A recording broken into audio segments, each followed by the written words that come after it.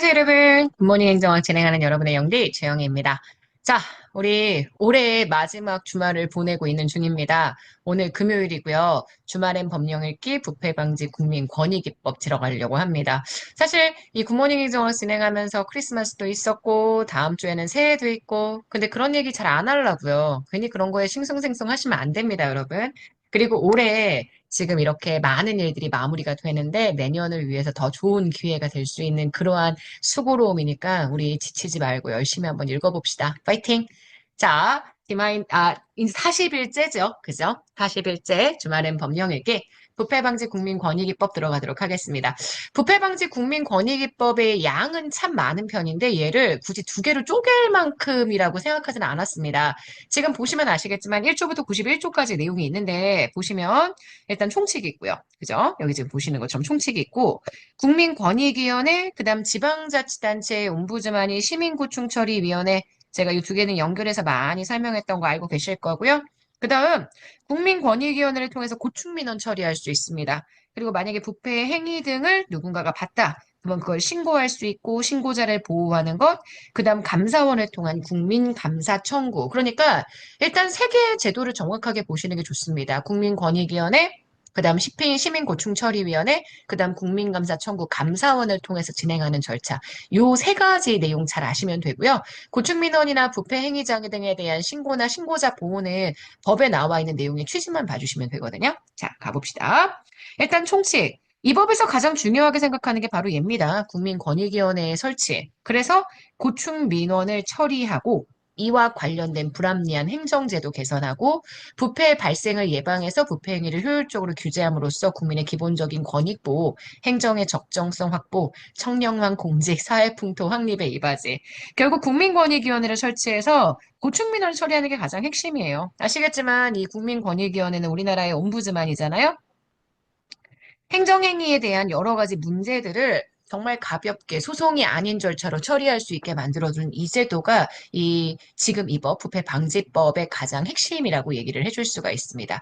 그래서 이 법에서 공공기관은 어떤 기관들을 이야기하는지에 대한 얘기가 쭉 나와 있고요. 사실 공공기관의 범주를 제일 크게 잡은 건 청탁금지법 내용이기 때문에 공공기관은 우리가 보통 알고 있는 내용들이라고 생각해 주시면 되고요. 행정기관, 그다음 공직자들의 부패 행위에 대한 얘기, 그다음 고충민원 얘기 있죠. 여기만 한번 읽어볼까요? 지금 보시는 사호에 부패 행위에 대한 얘기가 있습니다. 부패 행위가 뭐냐면 공직자가 직무와 관련해서 그의 지위 또는 권한을 남용하거나 법령을 위반해서 자기 또는 제3자의 이익을 도모하는 행위, 그리고 여러 가지 공공기관의 여러 가지 계약 체결 같은 것들을 해서 법령을 위반해 공공기관에 대해 재산상의 손해를 가하는 행위, 그리고 이러한 행위나 그 은폐를 강요, 권고, 제의, 유인하는 행위. 그래서 이러한 여러 가지 부패 행위에 대한 얘기들을 하면서 고충민원을 제기할 수 있다고 했죠. 행정기관의 위법 부당하거나 소극적인 처분 또는 불합리한 행정제도로 인해 국민의 권리 침해하거나 국민에게 불편 부담을 주는 사항에 관한 민원을 설명하죠. 사실 법령에는 지금 보시는 이런 괄호 때문에 문장이 막 끊겨요. 복잡하죠. 그래서 이럴 때는 괄호 없이 문장을 한번 읽어주시는 걸 전 추천을 드립니다. 그래서 고충민원 제기할 수 있고 이 고충민원 국민권익위원회나 혹은 지방자치단체에 시민고충처리위원회에 고충민원 제기할 수 있다. 이런 얘기들이 쭉 나와 있습니다. 그래서 지금 보시는 불이익조치라는 게 무엇인지 그리고 시민사회단체는 무엇인지 그다음 시민고충처리위원회라는 기관은 어떤 기관인지라고 이야기하고 있고요. 시민고충처리위원회는 지방자치단체 및 그 소속기관의 고충민원 처리 이와 관련된 제도 개선을 위해서 32조에 따라 설치된 기관을 의미한다. 여기까지 내용들이 쭉 나와 있습니다. 그래서 공공기관의 책무에 대한 내용이 나와 있고요. 공직자의 청렴 의무는 계속해서 청렴의 의무는 국가공무원법에도 나와 있고 지금 부패방지법에도 나와 있고 계속 내용들이 나와 있다라고 이야기해 줄 수 있고요. 그 다음 공직자 행동 강령에 대한 얘기. 여러분 아시겠지만 부패방지 국민권익위법에는 공직자 행동 강령의 행동 강령이라는 대통령령에 대한 근거 법률입니다. 그래서 지금 보시는 요 8조에 공직자 행동 강령이 있고요. 공직자 행동 강령, 행정부 공무원에 대한 행동 강령은 대통령령으로, 국회직 공무원은 국회 규칙, 대법원 공무원 아니 법원직 공무원 대법원 규칙, 헌재 규칙, 중앙선거관리위원회 규칙 등의 내부 규정으로 공직자 행동 강령을 별도 정한다라고 나와 있죠. 그다음 국민권익위원회가 나와 있죠. 국민권익위원회는 아까도 얘기했던 것처럼 고충민원 처리하기 위한 기구. 그래서 중앙행정기관이라고 딱 정리하고 있죠. 그 권한에 속하는 사무는 독립적으로 수행을 합니다. 위원회 구성 가끔 물어보죠. 위원회 위원장 1명을 포함한 15명의 위원으로 구성이 되고요. 그 다음 그 권한에 속하는 업무를 독립적으로 수행하고 요거 잘 나옵니다.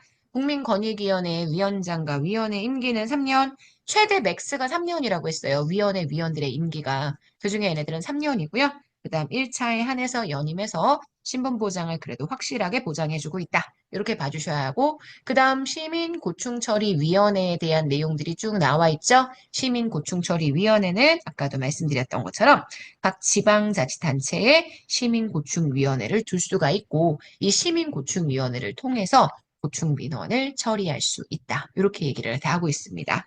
그 다음 고충민원 처리에 대한 게 4장의 내용입니다. 이 고충민원은 누구든지 위원회 또는 시민고충처리위원회에 고충민원 신청할 수 있습니다. 오케이. 자, 근데 이때 고충민원 누가 제기할 수 있느냐? 우리나라 국민 들어갈 수 있고 국내에 거주하는 외국인 역시 고충민원을 신청하고 접수할 수 있다라고 되어 있고요. 본래 문서로 해야만 하지만 문서로 신청을 해야 하지만 문서에 의할 수 없는 특별한 사정이 있다면 그 경우에는 구술로 신청할 수 있다. 이런 얘기 나와 있고요. 자, 그다음 부패 행위 등의 신고 및 신고자 보호. 제가 계속 얘기했지만 부패 행위를 알게 될 때의 이를 위원회에 신고할 수 있다. 사실 부패 행위에 대한 여러 가지 내용들은 각각의 법에 규정되어 있는 경우들이 많습니다. 사실 우리가 계속 보고 있었던 국가공무원법이나 또는 공직자의 이해충돌 방지법 이런 거 모두 다 부패 행위 관련된 내용들이 들어가 있단 말이에요. 근데 그중에서도 지금 보시는 이 부패 행위를 알게 됐을 때 제일 많이 신고하는 이 주무기관이 바로 국민권익위원회가 된다. 이렇게 보셔야 하고요.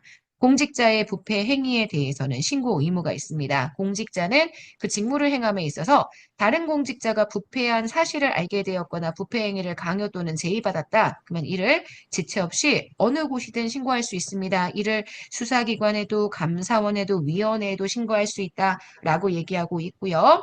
60일 안에 그 내용에 대한 수사를 종결해야 한다라고 나와 있고요. 그 다음 신고자에게 불이익한 조치 하면 안 되고요. 신고자의 비밀을 보호할 수 있어야 하고요. 그 다음 신변자의 신변 보호 조치에 대한 내용들이 들어가 있기 때문에 우리 내부고발자 보호제도에 관련된 내용들 여기 다 그 내용들이 다 함께 해당한다라고 보실 수 있습니다. 또한 뭐가 나와 있냐면 바로 국민감사 청구가 나와 있는데 요건 아시죠? 감사원을 통해서 진행을 합니다. 18세 이상의 국민, 공공기관의 사무 처리가 법령 위반 또는 부패 행위로 인해 공익을 현저히 해한다. 그러면 대통령령으로 정하는 일정 수 이상 국민 연소로 감사원에 감사 청구할 수 있습니다.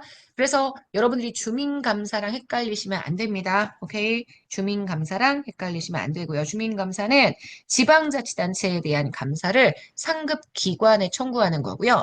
지금 보시는 국민감사 청구는 감사원에 감사 청구하는데 여기서 조심하셔야 하는 이런 예외사항 이런 거 꼭 보시라고 했습니다. 국회, 법원, 헌재, 선거관리위원회, 감사원 사무에 대해서는요. 감사를 감사원에 청구하는 게 아니라 각 기관의 위원장, 그 다음 감사원장에게 감사 청구를 해야 한다. 이렇게 나와 있죠. 그러니까 공공기관의 사무 처리에 대한 것들이 법령에 위반하거나 공익을 해야 한다라고 하면 이에 대한 감사 청구는 감사원에 하지만 지금 행정부 소속의 공무원이 아닌 다른 기관 공무원 이들은 각 기관에 대해 청구하는 거고 감사원에 소속되어 있는 공무원의 현재 감사 청구는 감사원장에게 청구를 해야 한다. 이렇게 설명하고 있죠. 이런 단서 조항들 제가 조심하시라는 얘기들을 되게 많이 드렸습니다. 그리고 아시겠지만 여기 대통령령으로 정하는 일정 수 감사원에 국민감사 청구하기 위한 연소의 숫자는 300명입니다. 오케이. 자, 여기까지 해서 부패방지 권익위법에 관련된 내용들 읽어봤고요. 자, 문제 한번 풀어보도록 하겠습니다. 2016년 지방직 7급입니다. 고충민원 처리 및 부패 방지에 관한 설명으로 옳지 않은 것, 내부 고발자를 보호하기 위한 제도가 시행되고 있고요. 자, 공공기관 부패 행위에 대해서 국민권익위원회에 감사를 청구할 수 있는 국민감사 청구제도. 여러분, 국민감사 청구제도는 감사원에 청구합니다. 국민권익위원회에 감사를 청구하는 제도가 아니기 때문에 요거 틀린 전제가 되고요. 국민권익위원회 위원장과 위원임기는 각각 3년입니다. 1차에 한해서 연임할 수 있고요. 지방자치단체는 고충민원을 처리하기 위해서 시민고충처리위원회, 지방자치단체의 옴부즈만 같은 곳이라고 얘기를 했습니다. 이 위원회를 둘 수 있습니다. 맞죠? 그래서 문제의 정답이 되는 건 2번입니다. 자, 여기까지 해서 부패방지 권익위법 한번 읽어봤습니다. 부패방지 권익위법은 양은 진짜 많은데 필요한 조문들은 제가 대충 여기 있는 내용들 통해서 읽어봤으니까 여러분이 참고해 주시면 될 것 같고요. 우리 이번 주는 계속 공직 관련된 윤리들로 내용 정리하도록 하겠습니다.